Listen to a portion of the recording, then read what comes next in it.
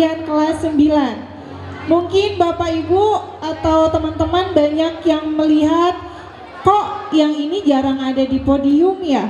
Kok kakak ini kalau di prestasi akademik biasanya jarang ada tampil atau prestasinya jarang disebut sama kakak-kakak OSIS-nya. Tapi hari ini kalian akan melihat atau Bapak Ibu guru mungkin nanti melihat kakak kelas kalian yang tadinya jarang tampil atau jarang naik ke podium atau jarang menunjukkan bakatnya, akhirnya di sini mereka mengeluarkan atau ternyata bakat terpendamnya ada di bakat lain, tidak hanya di akademik tapi bisa di seni dan lainnya. Warahmatullahi wabarakatuh.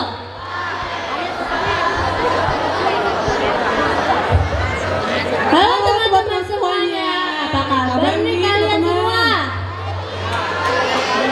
Alhamdulillah nih, pasti kalian semua pada sehat-sehat semua dong. Kalian semua ada kenal nggak sih kita berdua ini siapa? Kenal kita nggak teman-teman? Kenalan dulu dong. Jadi kami perwakilan dari kelas 9A untuk menjadi MC pada penampilan kelas 9 hari ini. Perkenalkan, nama aku Yohana Prilia dan partner MC aku. Aku Arisha Gisela Gevari dari kelas 9A. Hari ini kami menjadi MC Peta Sedika 9 hari ini. Penampilan kelas 9 hari ini tuh ada apa aja sih, Kak Yohana? Nah, jadi Peta Sedika 9 ini ada penampilan 4 kelas nih teman-teman. Yang pertama ada penampilan kelas dari 9E, yang kedua penampilan dari kelas 9I, yang ketiga penampilan dari kelas 9G, dan terakhir penampilan dari kelas 9B. Coba Kak Gisya, langsung aja ya kita kasih tahu penampilan pertama apa aja sih Kak Gisya? Penampilan pertama yaitu dari teater kelas 9E dengan judul Asal Muasal Marga Batak. Terdapat di dalamnya ada bernyanyi, ada tari Sinangor Tula, dan tari Amusial. Mari kita sambut penampilan dari kelas 9E yaitu teater Asal Usul Mangga Batak. Beri tepuk tangannya teman-teman. Marga. Marga itu lebih dari sekedar nama, itu identitas, lambang persaudaraan, juga kehormatan.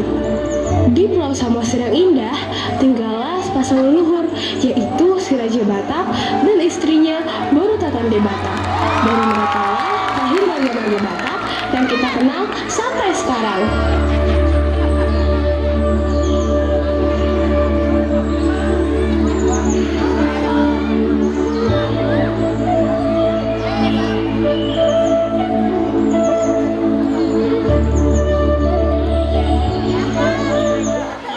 Atok permusik kami, baik kamu macam lagu Sinanggar Tullo, Bambosege.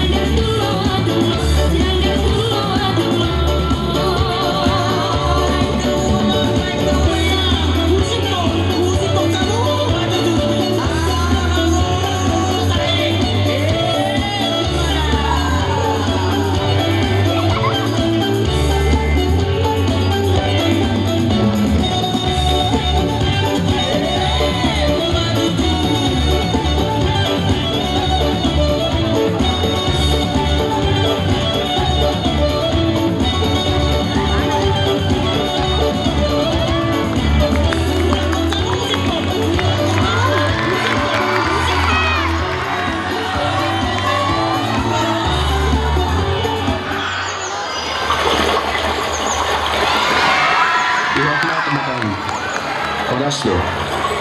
Airnya jernih, tanahnya subur. Cocok mah kita tinggal lama di tahun. Iya, semoga anak cucu kita pasti bisa menjaga tempat on. Harus hormat leluhur. Jangan lupa tuh adat Batak. Si Raja Batak memiliki 2 anak laki-laki, yaitu Guru Tatia Bulan yang pintar dan tenang, dan Raja Isumbawon yang tegas serta sangat menjaga adat. Amang, Inang, Au bakal terus belajar biar bisa bantu keluarga. Au ingin bawa ilmu buat keturunan kita nanti. Kalau Au bakal jaga adat dan persaudaraan kita. Mau tantangannya kayak apa juga, Au siap. Ingat mak, kalian harus tetap kompak. Undang mah perbedaan main kita jadi masih bisa. Iya mah, Ale walaupun kita sering beda pendapat, apalagi soal siapa dona paling jago makan ikan mas. Ha, tapi damai dulu baru makan bang. Begitulah keluarga Batak. Kadang beda-beda, tetapi tetap saling jaga dan saling sayang. Iya, istri Milan cantik itu di mana? Lagi ke pajak dia loh. Kalau kau Bulan, sudah dapat istri belum kau? Dari zaman bahla belum nemu pasangan, cuma saja punya wajah tampan. Hehehe, cariin dong mak. Ada di kenalan mama. Besok aku ajak kau ketemu sama dia. Siap mak. Melihat candaan dan percakapan mereka, suasana di rumah si Raja Batak dipenuhi tawa dan kehangatan. Boru Tatan Dewata yang dikenal cerewet namun penyayang itu benar-benar berniat membantu Guru Tatia Bulan menemukan pasangan. Sementara Raja Isumbawon hanya bisa tersenyum melihat adiknya yang sejak dulu belum juga berumah tangga. Tak ada yang tahu, perbincangan sederhana hari itu justru menjadi awal dari pertemuan besar yang akan mengubah perjalanan keturunan Batak untuk selamanya. Esok hari pun tiba. Akhirnya, mereka bertemu satu sama lain antara Guru Tatia Bulan dan calon istrinya yang ditemani oleh orang tua mereka. Kemudian, mereka berbincang-bincang antara satu sama lain. Horas Inang. Oh, Horas juga Inang. Masuk mah, kamu kita ngobrol bagus saja. Mari, silakan duduk.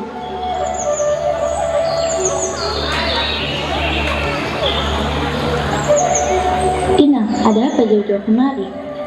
Jadi gini, itu anakku Simu dan belum juga dapat istri cantik. Tapi aku ingat kalau kau punya anak baik hati dan cantik kali. Bisa aja Inang. Aku pun sering dengar Guru Tatia Bulan itu, anak yang sopan dan rajin. Nah, Ada apa mak? sinilah nak. Boru Tatan Dewata dan Guru Tatia Bulan berbisik tipis. Gimana? Mantap ya pilihan mama. Lumayan sih mak. Augas lah kalau samain ini. Kenapa mak? Gini nak, kau mau nggak nikah dengan anak Nang Boru Dewata? Namanya Guru Tatia Bulan. Aku sih tergantung mama. Aku mau jadi anak yang berbakti kepada mama. Guru Tatia Bulan pun akhirnya mendapatkan cara istri yang bijak, yaitu bernama Boru Basuburi. Ia nantinya akan menjadi inang dari banyak naga Batak. Amang Inang, Au janji bakal jaga nama keluarga. Semoga nanti dari Au dan Bulan lahir penerus-penerus yang kuat dan juga bijak. Anakku, kalau kau bisa jaga kehormatan keluarga ini, marga-marga kita bakal hidup terus. Siap Amang. Au dan Basuburing akan mempunyai keturunan yang bisa menghidupkan marga-marga Hita.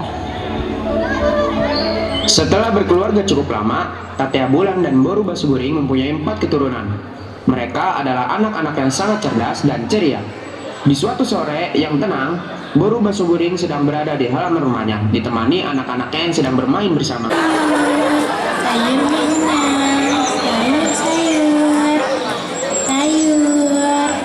Sayur, Inang, sayurnya Inang, sayur. Inang, segar-segar dong sayurnya. Oh, ada dari Medan Kak Eda? Iya Inang, pas banget tadi pagi aku baru belanja teri Medan di pajak. Aku mau 1 bungkus Eda, buat makan sore nanti. Harganya berapa Eda? Oh, terima kasih saja Inang, sudah murah ini. Nggak bisa 5.000 saja kah? Alamak jam, dipajak saja harga teri Medan per kilo 120.000 Inang. Aku cuma bercanda Eda, tapi nggak bisa kah dikurangin dikit? Ya sudahlah, karena Inang cantik, aku kasih harga spesial 12.000 saja. Ih, bisa saja Eda. Emang cantik banget kah? Makasih ya Eda. Nanti saya promosiin ke yang lain. Tenang saja.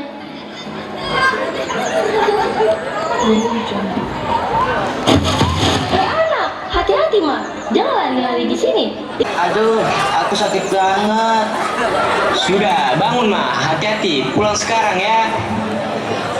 Makasih Amang sudah bantu aku. Permisi Amang, permisi Nang. Kami pulang dulu. Pada saat Guru Basa Buring selesai melipat ulos, Guru Basa Buring memanggil anak-anaknya untuk bersih-bersih agar makan sore bersama di teras rumahnya.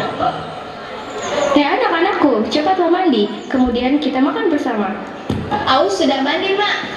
Aku juga, Mak. Sebelum aku dan Laut bermain, aku sudah mandi. Oh, ya sudah. Raja Banyak Dua, cepatlah mandi. Biar mamamu, Pak Reme, dan Laut yang menyiapkan makanan. Siapa? Siapa cepat? Dia yang mandi duluan. Aku dulu yang mandi. Pak Reme, Laut, ayo bantu mama ambil makanan di dapur.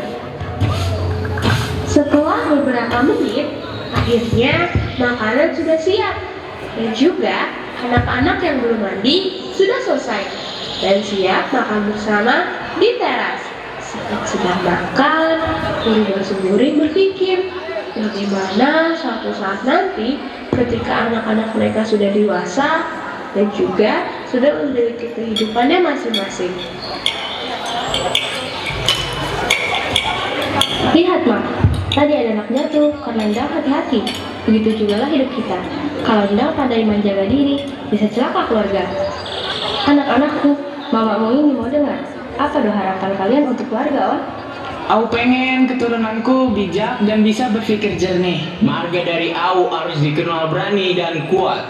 Kalau aku mau jadi penghibur keluarga, biar tetap senyum meski lagi susah. Hei Pak Reme, bagaimana dengan kau?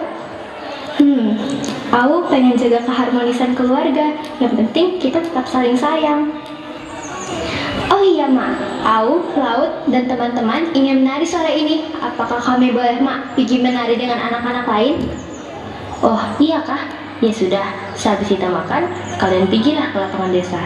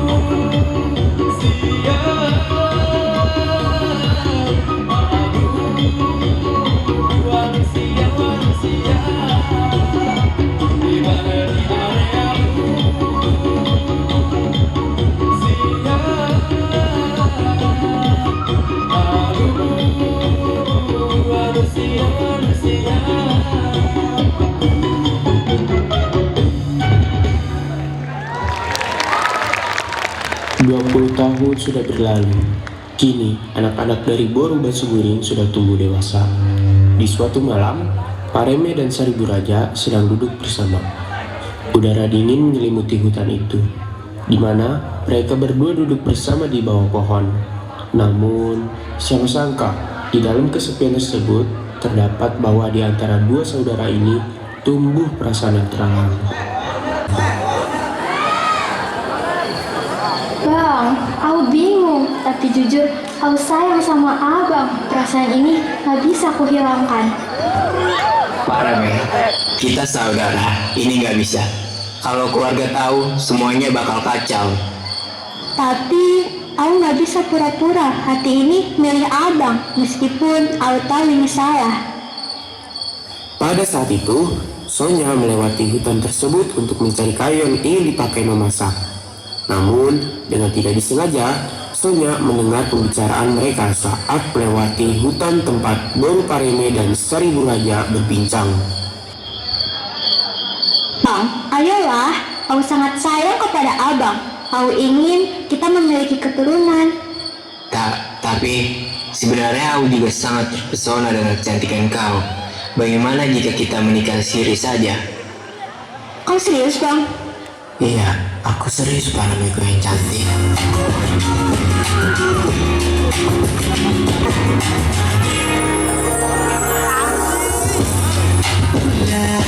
Siapa yang bisa begini?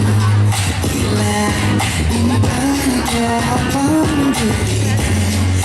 Lagi bagus-bagus, tapi tadi kepesan saja. Bila perlu terbiasa. Pada akhirnya mereka menikah diam-diam. Namun siapa sangka bahwa rahasia antara Boru Pareme dan Seribu Raja sudah terendus oleh seseorang. Karena ternyata Sonya menyimpan percakapan antara Boru Pareme dan Seribu Raja di dalam ingatannya. Mereka akan menikah. Apakah aku tak salah dengar? Tapi masa iya mereka menikah? Kan mereka sedarah. Aku harus mengumpulkan bukti dulu mulai dari sekarang. Sonya pun menyimpan rahasia itu erat-erat hingga waktu berjalan 5 bulan lamanya. Tiba saatnya, Sonya harus melewati rumah dari keluarga Boru Basuburing saat malam hari. Sonya harus lewat lantaran ia ingin pulang ke rumah usai menghadiri acara pernikahan di ujung desa. Setibanya di dekat rumah Boru Basuburing, Sonya mendengar sayup-sayup suara percakapan antara seorang perempuan dan laki-laki yang sedang membahas soal kehamilan. Bang, bagaimana kejelasan kita berdua? Bagaimana dengan anak yang sedang aku kandung di dalam perutku? Aku tak bisa memberitahukan kepada yang lain. Jika hubungan kita sudah diketahui, maka celakalah kita berdua. Ternyata betul apa yang aku dengar 5 bulan lalu. Aku harus beritahu Dek Malina dulu besok pagi. Sayur.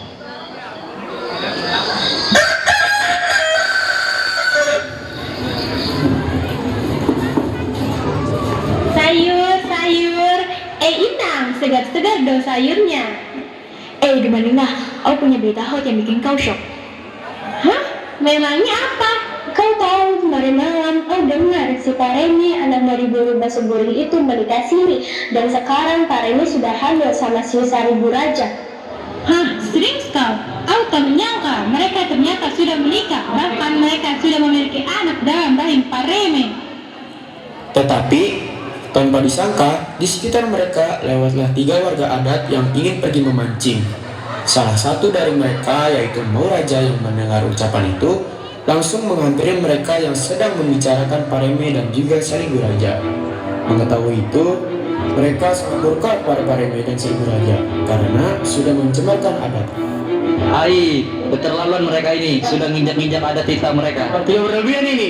Mereka yang bikin malu tuh nama keluarga. Ai, gila mah. Kita tak bisa diam saja. Kalau perlu, usah kalian ubah gaun. Hah? Mereka mau ngusir Au dan Parame. Au harus cepat-cepat kabur dari sini. Tahu rencana itu, Seribu Raja kabur ke dalam hutan meninggalkan Pareme yang sedang mengandung 5 bulan. Tetapi nasib tidak bisa dihindari. Guru Pareme pun diusir. Padahal ia sedang mengandung seorang anak di balik perutnya.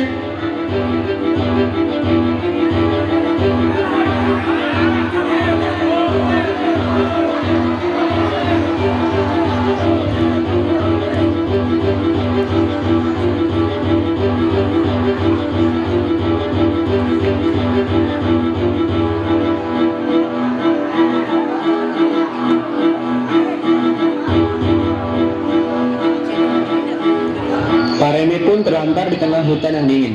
Namun, anak yang dikandungnya membuat Pareme masih memperjuangkan kehidupan dengan bertahan hidup di tengah hutan belantara. 1 tahun telah berlalu, tak disangka Pareme sudah melahirkan seorang anak lelaki. Pareme yang semakin tak sanggup menanggung nasibnya, menangis di bawah pohon. Di tengah isak tangis yang mendalam oleh Boru Pareme, ada keiningan malam yang ditemani suara tangisan bayi Boru Pareme. Terdengar suara semak-semak yang menakutkan.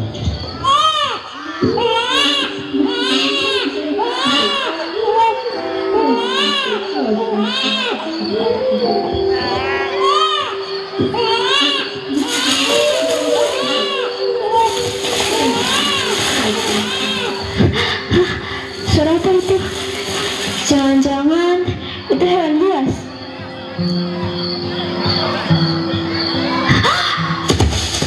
Raja! Bang, akhirnya kita ketemu lagi. Au capek, tapi anak ini yang bikin Au masih bisa hidup dan berjuang.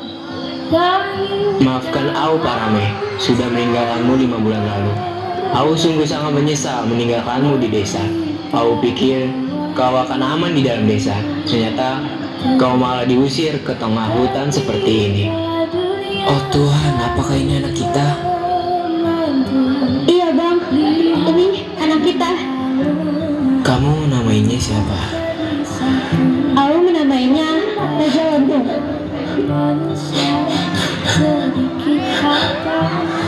Seribu Raja menangis terharu karena melihat anaknya itu.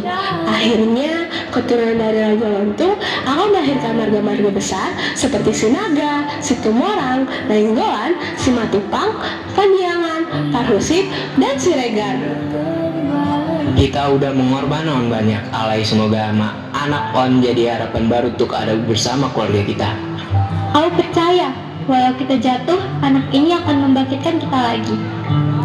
Malam itu, di bawah cahaya bulan, keduanya menyadari satu hal bahwa pelarian tidak akan menghapus kesalahan dan hanya keberanian untuk pulanglah yang bisa menyembuhkan segalanya. Mereka pun memutuskan kembali ke kampung. Dengan hasil penyesalan, mereka kembali kepada orang tua mereka untuk meminta maaf. Sambil menangis, mereka memohon ampun atas kesalahan yang tidak mereka sadari. Orang tua mereka terharu dan memaafkannya, namun berpesan agar mereka selalu mengingat kesalahan itu sebagai pelajaran hidup.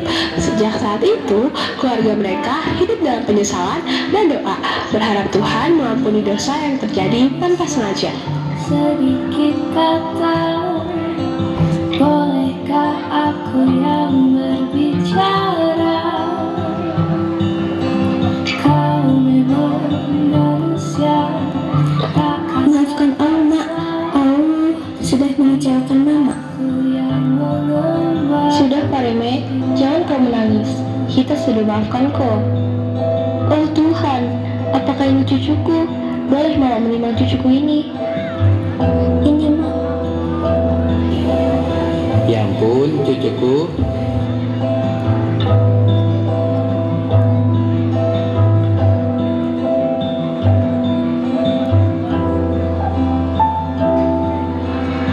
Anak cucuku, bagian dari Au kalian semuanya. Hanya kalian yang bisa membangun keluarga kita. Ingat mah, adat adalah napas kita. Jangan melupakan adat kita, dan jangan buang jati diri kita sendiri. Walau kamu beda, ingat Ma, kita adalah satu darah. Gak ada perbedaan yang membuat kita masih pisah.